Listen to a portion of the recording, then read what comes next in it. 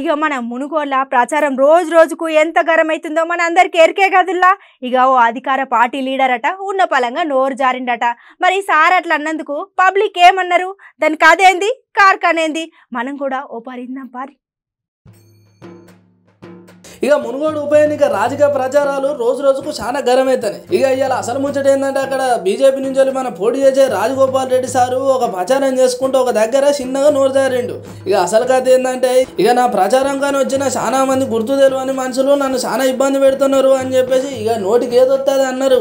మర్యాద డిస్టర్బ్ చేయకుండా ఈ నుంచి వెళ్ళిపోర్రి, అట్లనే 2 నిమిషాలు ఇక్కడి నుంచి పోకపోతే మా వాళ్ళ పని మా వాళ్ళు చేస్తారు, మర్యాద నా కొడక తమాషా చేస్తున్నాం అని చెప్పేసి సారు ఎట్లా పడితే అట్లా మాట్లాడాడు. ఇక ఇట్లా ప్రచారం టైంలో మరి ఇట్లా మాట్లాడేసరికి పబ్లిక్ అయితే చాలా పరిచయం అవుతున్నారు. ఇక కొంతమంది ఏమో ఇట్లా మాట్లాడు పద్ధతేనా, ఇక ఇంకో కొంతమంది ఏమో ఇక మరి ప్రచారం చేసేటప్పుడు ఇట్లా మాట్లాడు మంచి పద్ధతేనా అని అంటున్నారు. ఈ వీడియో చూసిన పబ్లిక్ ఇక్కడ ఉండండి, ఇష్టం లేదని వెళ్ళిపోండి, మీకు ఇష్టం లేకుండా వెళ్ళిపో, నీ ప్రచారం నువ్వు చేసుకో, అంతేగాని ఇక్కడ డిస్టర్బ్ చేయకు.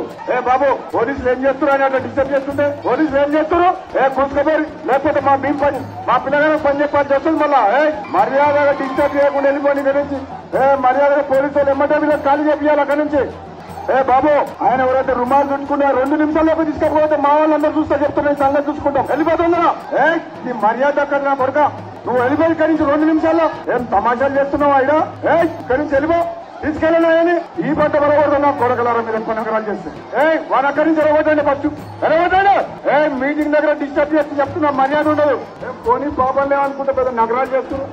ఊరంతా వచ్చి అదే తెలంగాణ మొత్తం భారతదేశం మొత్తం ఒక వ్యక్తి ఒక ఎమ్మెల్యే 18 నెలల ముందు పదవి త్యాగం చేసి ప్రజల కోసం ప్రభుత్వాన్ని మీ కాళ్ళకాడికి తీసుకొస్తే నా కొడుకులేండి చిల్లర నా కొడుకులు.